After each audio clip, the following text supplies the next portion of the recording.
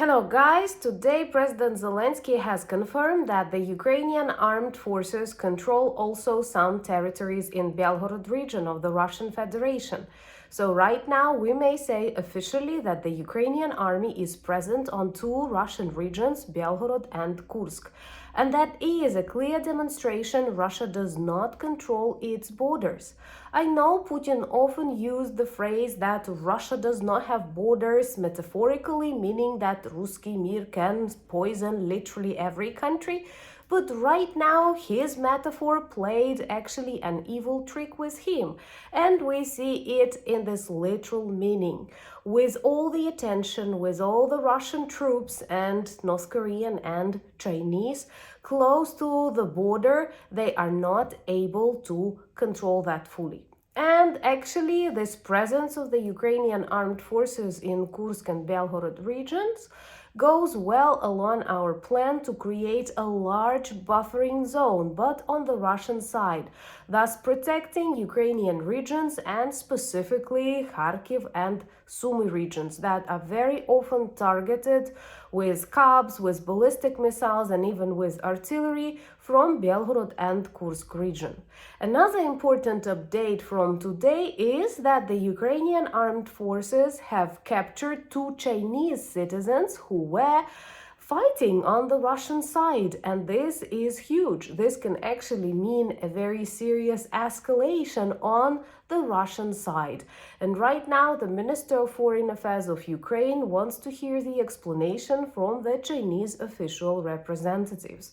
So let's discuss all of these important things on our way to defeat and demilitarize Russia. My name is Anna, I'm from Ukraine, I'm in Ukraine, and if you want to see the defeat and collapse of the evil empire and Putin in The Hague, subscribe, we discuss all of that on the channel. Right now, Zelensky confirmed that the Ukrainian armed forces now control not just some territories in Kursk region, but also in Belgorod region. Honestly, I am happy to live in a country where you can trust the president. It seems to be quite rare these days, and the fact that he confirmed that now proves that all these data leaks, all the updates from the Institute of War, from various intelligence services were not mistaken, and the Ukrainian armed forces are working on the creation of this buffering zone in Belgorod and Kursk. This will greatly protect our Sumy and Kharkiv region that suffer too much from constant Russian attacks. And definitely this is also a demonstration to even such ignorant people as Donald Trump that Russia is very weak. Trust me, they did not want anything similar to happen with any Russian region. After it happened with Kursk, they literally ordered dozens of thousands of North Korean soldiers and they hoped this could save them, but no. And Ukrainians added another Russian region with the presence of the regular Ukrainian army. Once again, we don't need any Russian territories, we want 1991 borders. And that is actually the way we explain to the Russian population that all they want is also the Russian 1991 borders. Remember to like the video if you share my opinion and share them on your social media platforms. And right now, Russia confirmed this too. They've actually mentioned the Midivka and Prelyssia villages where Ukrainian troops are present, but perhaps they will claim everything goes according to the plan. This is the psychological, the ideological, the propaganda trick they wanted to play, that Russia does not have borders, and now we see it turned into reality.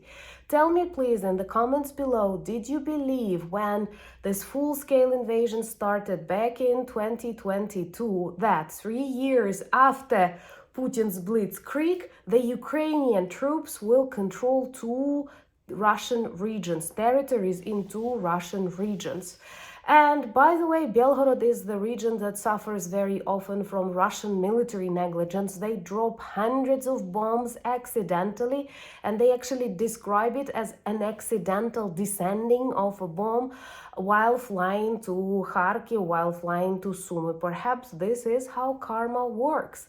Subscribe to demonstrate your solidarity with Ukraine and to get more updates from my brave country. And I think this events that took place here right now mean a lot, not just for Ukrainians, not just for Europeans, but for the world in general. And if you want to know more about the civilian life, join my new channel, and please watch a new video where I speak about the sounds of war and introduce you to Shahed drones, to ballistic missiles, to the work of air raid alerts in Ukraine. I personally consider this to be one of my most important videos. And it seems like the world is preparing for something bigger, and no, Ukraine is not to blame for that, but Putin, when he first attacked, no, not Ukraine, but let's say Georgia in 2008. It was an open act of aggression and, this disrespect to all international laws and rules, but the escalation management was chosen as a weak strategy, and it totally failed. And in 2014, the annexation of Crimea, fake referendums, and once again the advice not to escalate led to the full-scale invasion. And that is why, if Putin is not punished here, this can grow into the World War III, but not because of Ukraine, because of Putin and other authoritarian regimes that support him. And now we have clear evidence that not only North Korean soldiers fight for Russia on the front lines, but also Chinese soldiers. And all because two Chinese citizens with the documents, with all the necessary papers one must have to be officially identified as a Chinese citizen, they were captured in Donetsk region of Ukraine. There are lots of videos online on X, on Threads. You can sign up and follow me there. I've shared some of these videos too, where they are interrogated. Of course, they are lucky that they are now in Ukraine because, soldiers do not live long in the Russian army. But this is another very bad precedent which demonstrates that Russia gets this unconditional support from many different countries. And when we observe that more and more of the American soldiers are getting ready to leave Europe, and there are some bad news coming from Poland and other countries where the presence of the US soldiers was a standard, that many of them can actually leave Europe. And it is, of course, a very wrong decision, especially in this context. They were present without war in Europe, and now Trump wants to withdraw them. And a very alarming symptom, just as lots of decisions that he makes in the start of this second term. And China, North Korea, Iran, they act very differently, and on contrary, they send their weapons, they send their soldiers to Ukraine, and not just to save Russia, but also to get this very valuable experience. We have to be realistic. Right now, the war is very different from what many NATO troops were training back in 2000s. And for example, drones decide a lot. And guys, not just Ukraine needs NATO, NATO also needs Ukraine. We have a lot of inventors, we have a lot of skilled soldiers, we have a lot of this combat experience which cannot be compared to anything else. So let's remain united, and of course we can win, and we will defeat this evil, because trust me, Russia, many of Chinese approaches, this is all about the past. The future is about respect, dignity, friendship, and of course about like democracy. It's not just a word. Trust me, lots of Ukrainians know what life under Russian or Soviet occupation is. And we're not fighting for the words, we're not fighting for the documents, we are fighting for our future. And we don't want it to be like the one in Russia. Those of you who traveled to some periphery of this immensely big Russian Federation that will definitely collapse one day know what I am saying. Literally, Putin has a lot of work to do inside of Russia, but he chooses to destroy some good things on the borders with Russia so that people do not ask him questions. But the buffering zone is being constructed right now in Belgorod and Kursk region. Like for that, please share these videos on your social media platforms.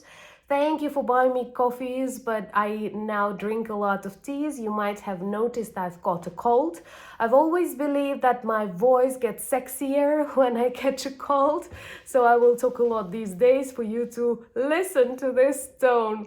Anyway, we have very bad weather with snow, with frost, and it's painful to watch how many of our trees are in blossom and covered with snow. Let me know if something similar is happening in your countries. If it does, this is another proof we are actually very, very close to each other.